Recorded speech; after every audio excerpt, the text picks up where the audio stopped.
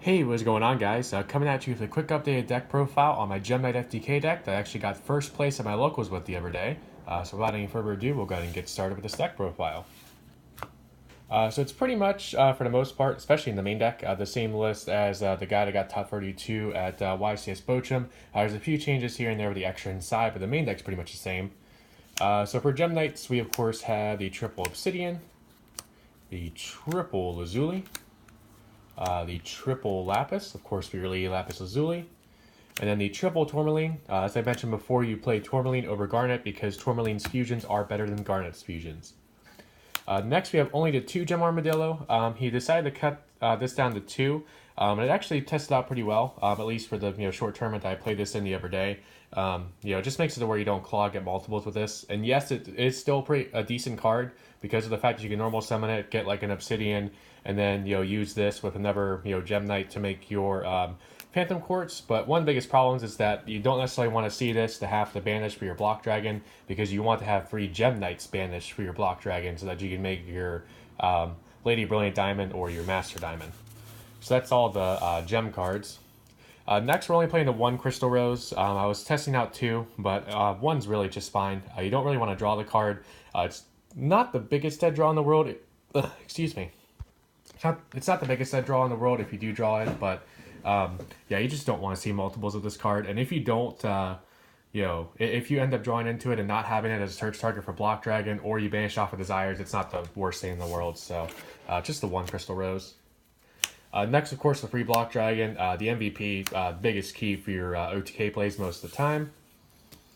The free Rescue Rabbit, never a big MVP. This game Ash really sucks, but it's just a 1-card link that really gets you started with your plays. For spells, we of course have the triple Gem Knight Fusion, the triple Brilliant Fusion. What's kind of hilarious, like hearing some people talk about this deck and like what they think should happen to this deck. Usually the first card that people talk about hitting, like limiting or banning, is Brilliant Fusion, which I understand why. I mean, it's a card that's been pretty good ever since the card came out, and it's a card that people have been calling for getting hit for a while. But as far as hitting this deck's concerned, it really wasn't affected that much because most of the OTK, FTK hands that I have with this deck don't even involve Brilliant Fusion. Brilliant Fusion really is just an extender. So if you want to actually like do a fair hit to this deck that just completely shuts down the FTK, it's definitely Lapis Lazuli, hands down, no other card. So yeah, Brilliant Fusion you still play free of because it's one of your ways to get the Block Dragon, but it's just one of those cards that isn't necessary most of the time for the FTK. It can even be Ash Bait sometimes, to be honest with you. Next, speaking of Ash Bait, we have the free Unexpected Die. It's just an easy way to get a monster on board to help get you closer to your Link monster. You could potentially cut this down to 2 if you want, but I personally play 3 because I like this, maximize my consistency in getting to the Link monster. So, yeah. Something interesting he was playing in the main deck. He was playing a few cards for if you lose a die roll and go second game 1. One of those cards is Cosmic Cyclone. This is pretty good throughout the tournament. My matchups were Mech Knight, Invoked, and Trickstar. And, this card's pretty decent against those. Pretty decent against a lot of the meta right now. So, Cosmic Cyclone's a pretty decent main deck card. A card you could potentially cut to 2. A card you could potentially put in the side deck, depending on how you want to do your build. It'll probably go in the side deck once the Designator from the Grave card comes out, the one that negates hand traps. But for now, Cosmic Cyclone was pretty good, and obviously pretty good for the guy that got top 32 at Bochum. Next, 2 Desires, added consistency, and Ash Bait. Really nothing else to say about that. The 1 Dark Hole for 1-ofs, 1 Dark Hole, 1 Foolish Burial, 1 Monster Reborn, 1 Raigeki, and then finally the 1 Soul Charge. Dark Hole and Raigeki are the new cards in the main, just decent going second cards if you are forced to go second. Crazy thing with how the FTK plays out, if you have a decent enough hand, you actually can potentially play through like 1 or 2 Disruptors, and Dark Hole Raigeki is a card that can really help you play through those boards. So yeah, overall they're pretty decent. So that is the 40 card main deck. 40 extra, we of course have the 2 Phantom Quartz, pretty standard. The 1 Mrs. Radiant, and then finally the 1 Decode Talker as the upper link. I decided to put it back in because I had a little bit of extra space. Something interesting that the guy at Bochum was playing.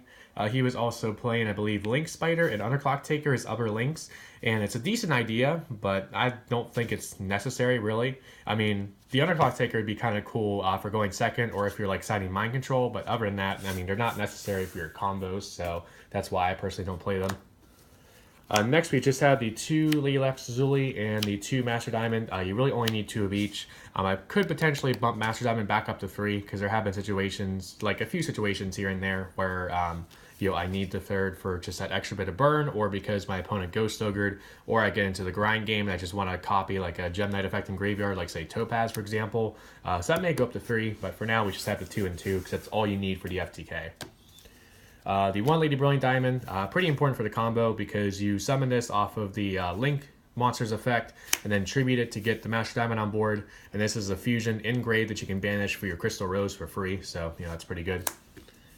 Next, we have the 2 Zirconia. It's the easiest one to make, and I was able to find room for the second one, so we have 2 in here. You don't really make 2 all that often, but it's nice to have a second one in case it comes up. It's a nice 2900 beater as well. For other Gem Knights, we have the 1 Prismara, the 1 Seraph Knight, and the 1 Topaz.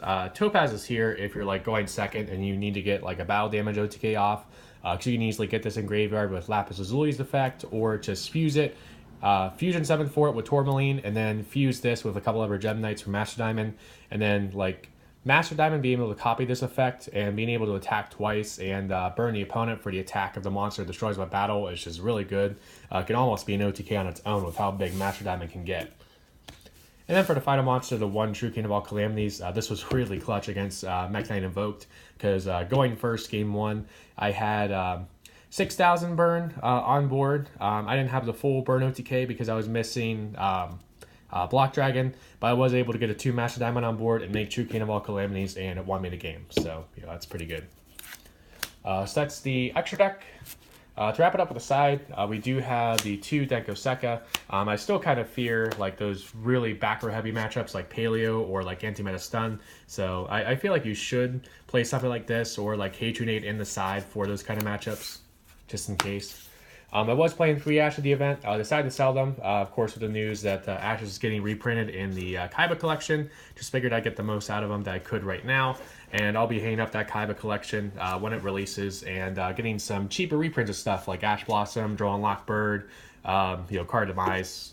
That'll be awesome. And that's why I sold my Card Demises that I had like about a month ago, because I knew they were getting reprinted and I needed the money at the time. For the rest of the side, we have the 3 Kaijus and the 1 Slumber. For going first cards, we have the Triple Dimensional Barrier, and then the 2 Strike and 1 Solemn Warning, or not Solemn Warning, Solemn Judgment. I believe the guy at Bochum was playing like Anti-Spell Fragrance in the side. It's an interesting idea. It's obviously really good against Pendulum Magicians, but I feel like it hinders this deck too much because this deck just plays too many spells. It can potentially stun for a turn, but if you can't get it off the board yourself, then you're kind of in a rough spot sometimes, unless you like say set everything you already have, like a Gem Knight fusion. But yeah, so that's it for the main extra inside, and that is it for my updated deck profile. Do hope you guys enjoyed. Please remember to like, comment, and subscribe, and I'll catch you guys next time.